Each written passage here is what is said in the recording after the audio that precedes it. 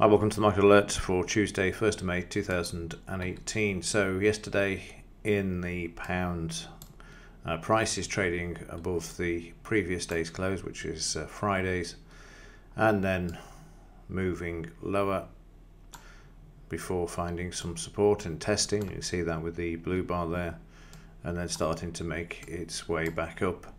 Signal 15 minutes before the close. Worst case scenario here is break even, as the market just failed to trade any higher. You can see that it's just become narrower as the evening went on, and also bouncing off the low of Friday as well, before you see it on the overnight just moving back down now and sitting at the DP level. In the daily chart, you can see how quiet it was on Monday. A bit of volume there, though. It's far greater than the previous bar, which means that there's some buying pressure around, and also you've got the support to the left as well. If we just mark this up, you'll see across to here. So the market finding support at 137.11 there.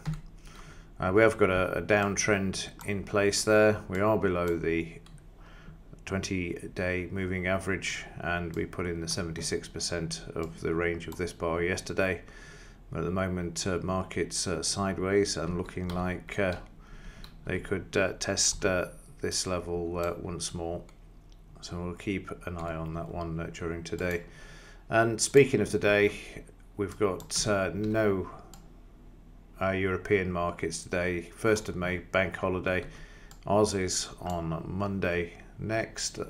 And for other news, manufacturing PMI, net lending to individuals, and then the ISM manufacturing PMI is out at 3 p.m. over in the US. So two high impact news items. I have to wait and see what happens. The GDP figures moved the market last week. Maybe they're starting to take note of what's coming out again now, as they certainly haven't for the last few months. And in the Dow, well, it was a one-way yesterday to the downside. Started off on the upside. Market moving up, just trading up to the 24,500 level, trading sideways, and then eventually breaking the R2 level and the 20-bar average, trading down to the high of Friday before bouncing back up to the R2 level, but once again signaled here. Once we got back through the high and the 20-bar average, it was down, all the way down, until we got a bit of a bounce off here. You can see the buying coming in here. There's a 76% retracement there before the market goes to Friday's close, and then is hit again once prices trade through the close and the 20-bar average. And we see the markets moving lower and have continued to do so. Big range for yesterday's trading session. Just get the, you see there just before the close, that's 2030. Let me just redo that again.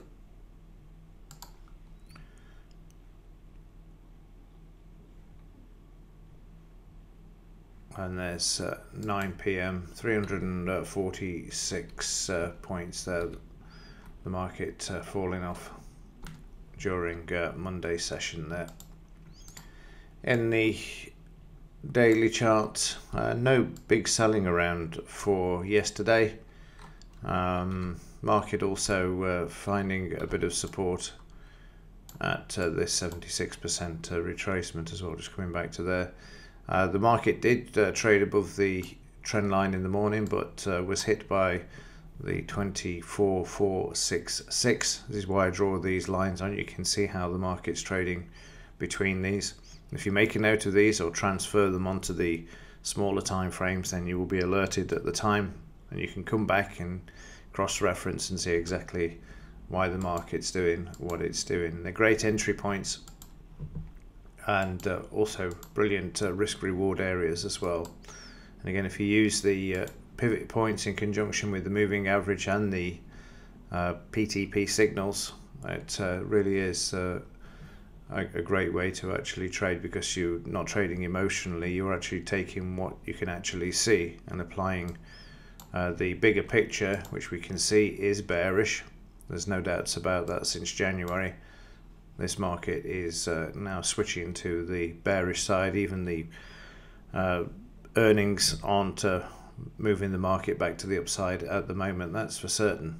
So it's important when you're in this sort of sideways move to have a look and see what you can do to gain that edge. I mean, if you look across to here, let me just grab this, I'll just draw this. Would help if I actually selected the right tool. That's the one I'm after. So we draw this across, you will see, let's move that up slightly, there we go. So you'll see we've got a bit of a pennant formation being created here, so the market can go one way or the other as well. So again, these tools are very useful. We get in this coiling into a lot of pressure where the market will blow out one way or the other. And given that it's bearish, there's a high chance that it's likely to go to the downside. But it could break to the upside first and then reverse, just to catch out traders as well, which is not uncommon. And then finally in Bitcoin, bit of a move to the downside in this one in the daily chart as well. Market back below the 9218, trading up to that Fib retracement. See, it doesn't matter what the market is, the market will trade to these areas irrespective. And now I could get the markup tool and just go from here to here, and you'll see prices coming back to this area here, the 8834. Close below here will then see the market attack the moving average there. And then in smaller time frames, in the 30 minutes, again you can see from the pivot points, market dropped down yesterday, it came back up for a while before on the overnight it's now moved lower. And again, look at the pivot points, how the market used these, and below the averages and now is sitting on this area here, sitting on the support 2 level for the start of the trading session as well. So it doesn't matter what the market is, when you put these tools in, you give a very good idea and a lot of information.